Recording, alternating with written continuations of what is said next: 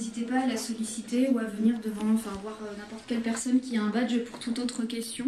Normalement, on a communiqué les sites des associations, en l'occurrence qui participent, des 5 associations.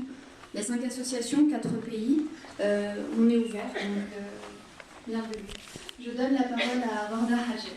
Merci beaucoup pour votre attention.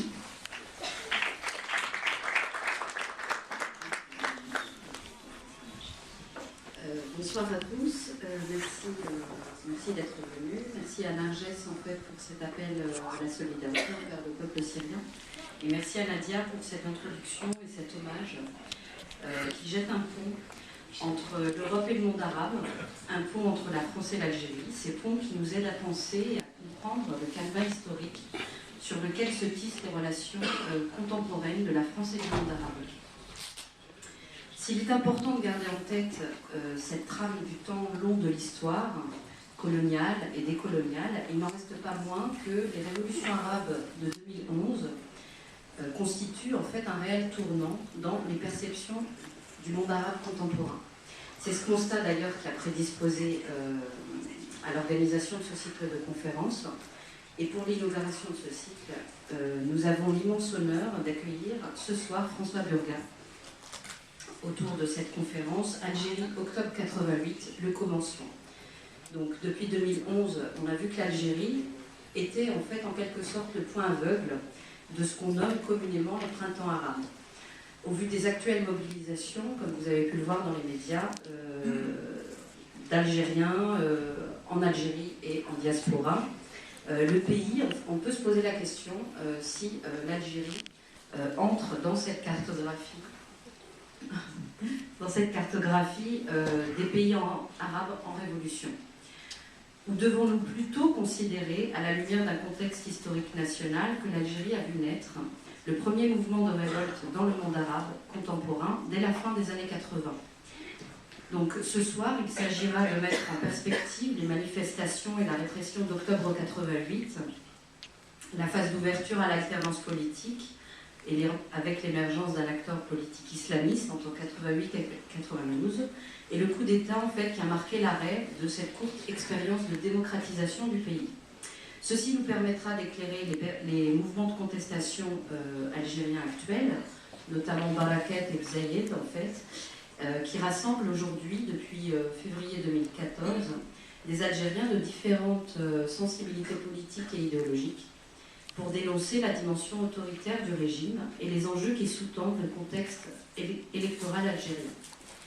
François Burga, je vous le présente quand même s'il est assez connu et reconnu, est politologue et directeur de recherche au CNRS. Il travaille à l'Institut de recherche d'études sur le monde arabe et musulman, l'IREMAM, à Aix-en-Provence. Durant sa carrière, il a enseigné à l'Université de Constantine et à l'IEP d'Aix-en-Provence. Il a travaillé au CEDEJ au Caire, a dirigé le Centre français d'archéologie et de sciences sociales de Sanaa et l'Institut français du Proche-Orient entre 2008 et 2013. Il assume un large éventail de responsabilités académiques et institutionnelles au sein de nombreuses instances internationales.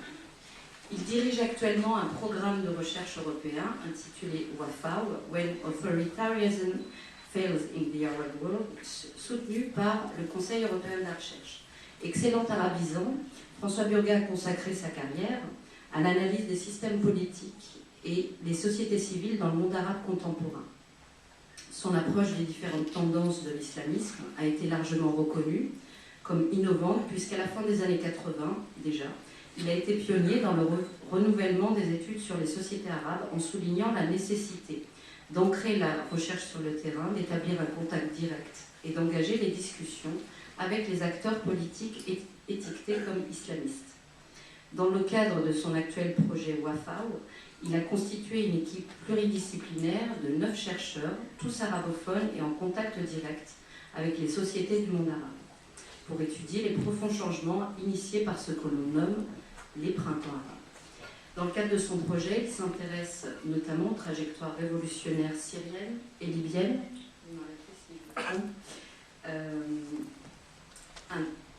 yéménites également, j'avais justement mis un petit point d'interrogation. Donc, parmi les nombreux articles et ouvrages qu'il a rédigés, on se doit de citer en fait ses écrits qui ont fait date. L'islamisme au Maghreb, La Voix du Sud, aux éditions Cartala, publié en 88, et L'islamisme en face, aux éditions La Découverte, publié. Ah, c'est pas. Oui, je vais en parler. Voilà, L'islamisme en face, aux éditions La Découverte, publié en 95. Ces deux ouvrages ont été réédités plusieurs fois, à plusieurs reprises, donc visiblement c'est palio pour l'islamisme au Maghreb. Devenus aujourd'hui des grands classiques de sciences sociales, il faut souligner en fait que ces ouvrages sont très importants parce qu'ils ont contribué à déconstruire les perceptions dominantes sur l'islam et sur le monde arabe contemporain. Et M. Burgal nous fournit en fait les résultats d'une minutieuse enquête ethnographique qu'il a menée d'un bout à l'autre du monde arabe, déjà dans les années 90. Dernièrement, en 2013, il vient de publier aux éditions de La Découverte Pas de printemps pour la Syrie, les clés pour comprendre les acteurs et les défis de la crise 2011-2013. C'est un ouvrage co-dirigé avec Bruno Paoli et qui rassemble 28 contributions de chercheurs qui connaissent et qui ont été sur le terrain syrien. Un petit mot concernant votre prochaine publication. Je vous laisserai en fait en parler, peut-être, sur la Libye. Non. Oui. Il y a des projets. D'accord. De façon générale, j'essaie de faire passer à l'écrit ce que j'expérimente dans ce genre de circonstances, dans les conférences. Donc, il y aura d'autres.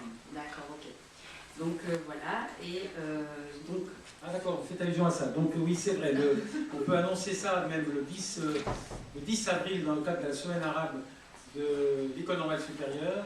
On va donner la parole à des prisonniers politiques libyens, dont Ali El Hakami, qui est le président de l'une des 3 associations libyennes de prisonniers d'opinion, en tant que ce sont des acteurs qui sont exemplaires à bien des égards. D'abord parce que quand on sort de 30 années de prison, il est évident qu'on constitue un socle solide devant la résurgence des opposants qui auraient des tentations de vouloir revenir à l'ancien régime, mais aussi ces prisonniers politiques, ça nous met au cœur du sujet, ce sont des individus exceptionnels, pas seulement parce qu'ils ont passé des années en prison, mais parce qu'ils ont fabriqué le tissu politique de la Libye nouvelle.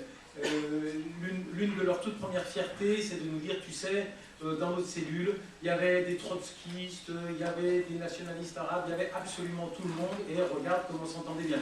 Donc, donner la parole à ces acteurs, qui sont tous des gens absolument remarquables, ça aura lieu le 10 à l'École normale supérieure.